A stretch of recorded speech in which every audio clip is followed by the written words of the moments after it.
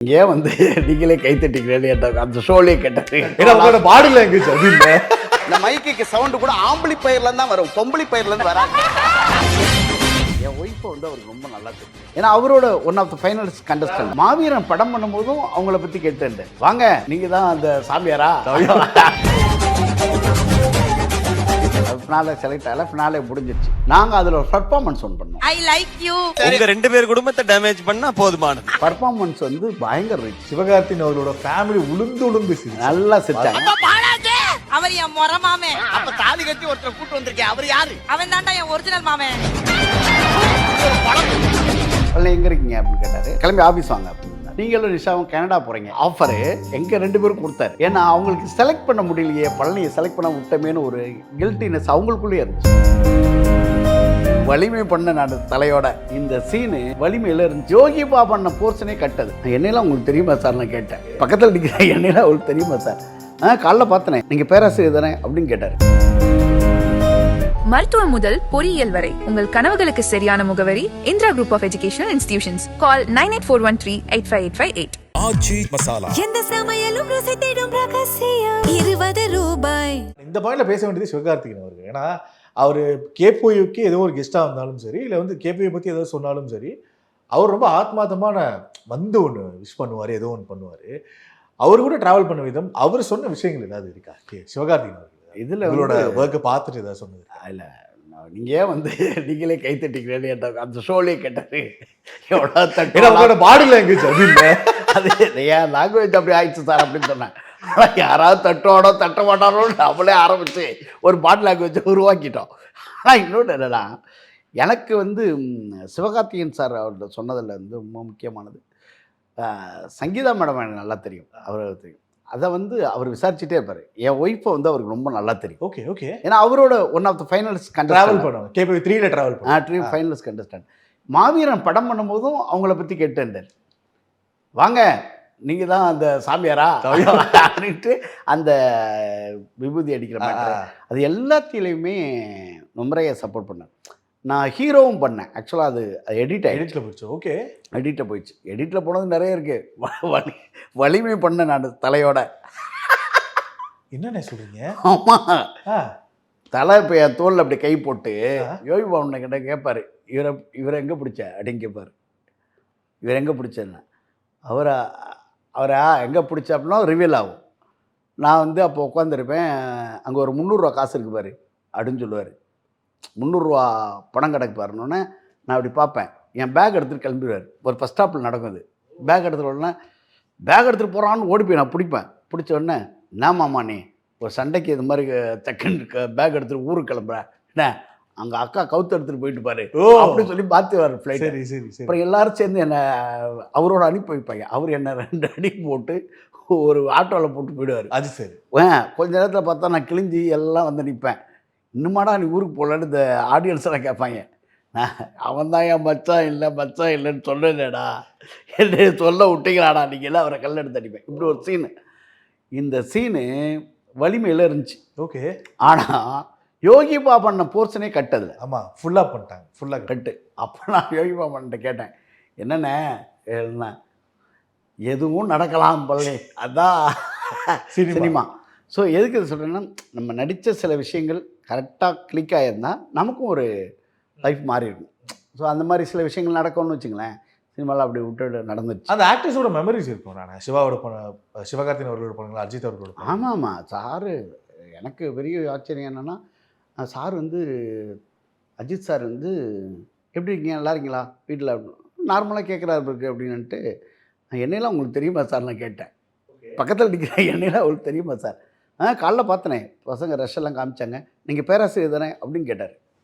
இப்போ நம்ம நடிக்க போகிற ஆள் யார் அப்படின்னு அவர் தெரிஞ்சுட்டு தான் வர்றாரு. Okay okay. அதெல்லாம் பெரிய குவாலிட்டி இல்லை. சீரியஸ். அவருக்கெல்லாம் சொல்லணும்னு அவசியம் இல்லை. அவர் வந்து ஒரு சீன் நடிச்சு போகணும். ஆனால் வினோத் சார் வினோத் சார் அதெல்லாம் சொல்லி அதை வந்து பண்ணாங்க. அது வந்து ரொம்ப பெரிய விஷயந்தான். ஆந்திராவில் ஹைதராபாத்தில் எடுத்தாங்க. அது ஓகே, ராமோஜி நல்லா போச்சு. ஓகே. இப்போ அந்த கேபிஓ 5 அகைன் அது பேசணும்னா அதோட அந்த ஃபினாலே, அது அதுக்கு முன்னாடியும் சரி அதுக்கப்புறமும் சரி அந்த மாதிரி ஒரு ஃபினாலே என் லைஃப்பில் நான் பர்சனலாக பார்த்தேன். ஏன்னா அதுக்கப்புறம் வந்ததுன்னா அந்த இண்டோரில் நடந்துச்சு ஆடியன்ஸ்க்கு முன்னாடி. ஆனால் திருச்சியில அவ்வளோ பேர் முன்னாடி கிட்டத்தட்ட ஒரு ஒரு கான்செப்ட் வைப்ல நடந்துச்சு அந்த ஃபினாலே. ஆமாம். அந்த எக்ஸ்பீரியன்ஸ் ஷேர் பண்ண முடியுமா? இதுல ஏன்னா திருச்சியோட ஒரு அடையாளமா இருந்த சிவகார்த்தின் அவர்கள் KPI 5ல ஃபினாலையில் நான் செலக்ட் ஆகலை. நான் போகும்போது குறைஷி யாருக்குன்னு தெரில. ஒருத்தன் டைட்டில் வின்னர். ஆமாம், ஃபோட்டோ எடுக்கிறதுக்கு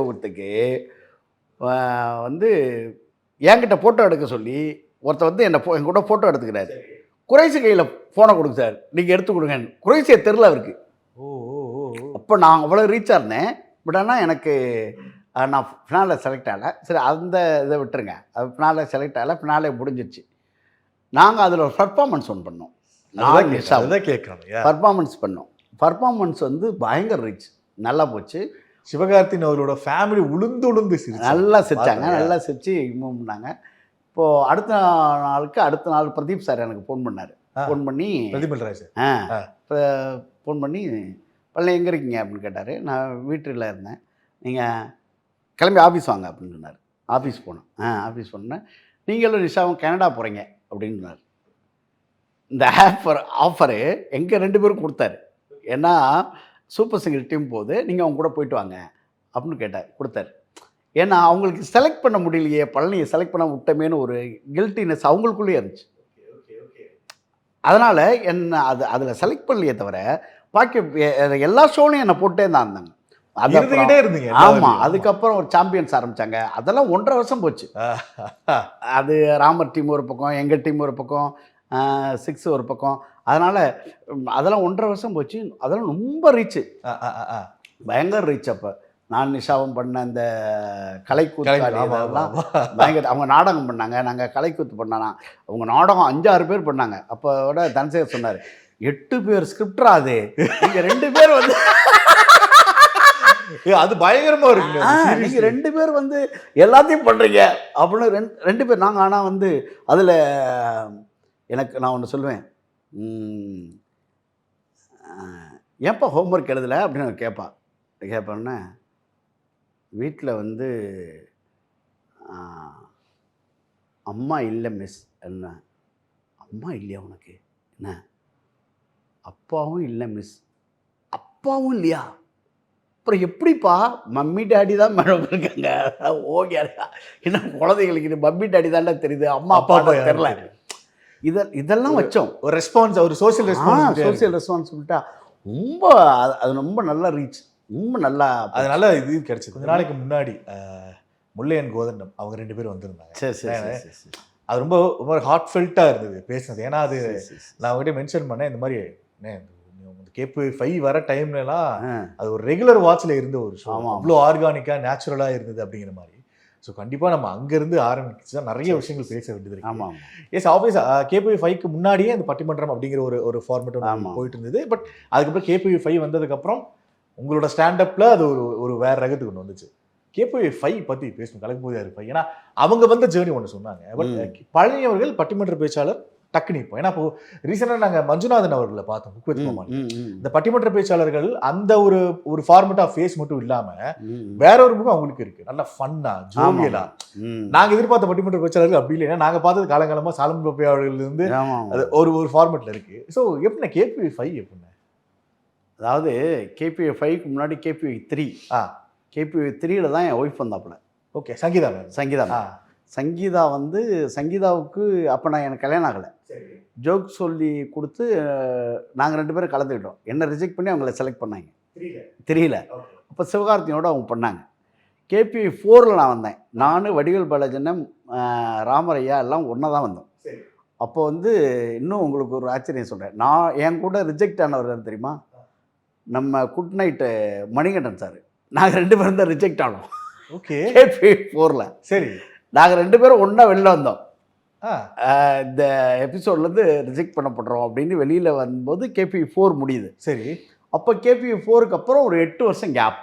8 வருஷம் கேப்பு. என்னென்னா நமக்கு இதெல்லாம் செட் ஆகாது, மீடியாலாம் நமக்கு செட் ஆகாதுன்னு நான் திரும்ப வாத்தியார் வேலைக்கே போயிட்டேன். இப்போது வாத்தியார் வேலைக்கே போய் வாத்தியார் வேலை ஒரு 8 வருஷம் வேலை பார்த்தேன். ஓகே, பார்த்துக்கிட்டே இருக்கும்போது இப்போ KPI 5க்கான ஆஃபர் வந்துச்சு. ஆஃபர் வரும்போது அதுக்கு முன்னாடி மாக்காப்பா ஒரு நிகழ்ச்சி பண்ணிட்டு இருந்தார். அந்த அதீதியத்தில் குரூப்பில் டூப்புன்னு ஒன்று பண்ணுவாங்க. அது தமிழாசிரியர்களுக்கான டூப் ஒன்று பண்ணாங்க. அந்த தமிழாசிரியர் டூப்புக்கு என்னை கூப்பிட்டாரு சாரு. கண்டுபிடிக்கிறதுக்கு கண்டுபிடிக்கிறதுக்காக 2 ஒரிஜினல் ஆசிரியர், இன்னொருத்தர் ஆசிரியர் இல்லை அப்படிங்கிற மாதிரி வந்தபோது அதில் நான் ஒரு காமெடி ஃப்ளோ ஒன்று பண்ணேன். அதை சார் பார்த்துட்டு நீ இன்னும் அதே பொட்டன்ஷியலோட இருக்கியாடா அப்படின்னு கேட்டார். மாக்காப்பா இல்லை, Thomson sir. Okay, Thomson sir கேட்டார். தாம்சன் சார் கேட்கும்போது இல்லை சார் நான் அப்படி தான் பண்ணிகிட்டு இருக்கேன், நான் பட்டிமன்றங்கள் வெளியில் பண்ணிக்கிட்டு தான் இருக்கேன், நான் 6வதுலேருந்தே பேசுகிறேன் இல்லைங்களா, அதனால் பட்டிமன்றங்கள் தான் நமக்கான ஃபுட்டே. அதனால் நம்ம என்ன தான் பேராசிரியர் வேலை பார்த்தாலும் இதில் என்ன விஷயம்னா மற்ற எல்லாரும் என்ன படிச்சிருக்காங்கன்னு நமக்கு தெரியாது. ஓகே, என்ன படிச்சிருக்காங்க அப்படின்னு நமக்கு தெரியாது. ஆனால் நான் வந்து ஒரு டாக்டரேட் முடித்து ஒரு பேராசிரியராக வேலை பார்த்துருந்தேன். அப்போ வந்து எனக்கு ஒரு பக்கம் கல்லூரி, இன்னொரு பக்கம் பட்டிமன்றம், இரவு பட்டிமன்றம், பகலில் கல்லூரி, இப்படி ஒரு வாழ்க்கை பயணம் இருந்தது. அந்த பயணம் தான் நீங்கள் ஃப்ரீயாக இல்லை, ஏதோ பார்த்துக்கிட்டே. ஆமாம், ஃப்ரீயாலாம் ஒரு காலத்துலையும் இல்லை. இன்னும் சொல்லப்போனால் வந்து அந்த காலகட்டம் தான் வந்து நிறைய ஜோக்கை நம்ம டெவலப். இன்னொரு விஷயம் என்னென்னா நமக்கு ஆடியன்ஸே ஸ்டூடெண்ட் தானே, ஆடியன்ஸே ஸ்டூடெண்ட். அவங்க ரசிச்சிட்டாங்கன்னா போதுமே, அவங்க ரசிச்சா போதுமே. அப்போ அவங்களுடைய மென்டாலிட்டி தான் நம்மளுடைய பவர்ஃபுல்லாக இருந்துச்சு. ஸோ அதுலேருந்து தான் நம்ம அதுக்குள்ளே வந்தோம். இப்போ சும்மா சாதாரணமாக சொன்னால் வாடா நாயே அப்படின்னா என்னடா நாயின்னு சொல்கிற, கோபமாக சொன்னாங்கடா வாங்க நாயே, நாய் மரியாதை இல்லாமல் பேசுகிறேன்னா வாங்க நாயேங்கிறது மரியாதை கிடையாது. இது ஓகே ஃபைன் அப்படி. இப்போ அப்படி ஆயிடுச்சு. இப்போ இந்த காமெடி எல்லாமே, காமெடி செக்டர்ஸ் எல்லாமே நம்ம உருவாக்குனது. இப்போ பசங்கள்கிட்ட வந்து டே என்ன சார் ஆடு மாடெல்லாம் பல்லா வளர்க்குது அப்படின்னு ஒருத்தன் கேட்டான்ட்ட. நான் சொன்னேன் ஆடு மாடெல்லாம் அங்கேயே சாணி போடும்டா.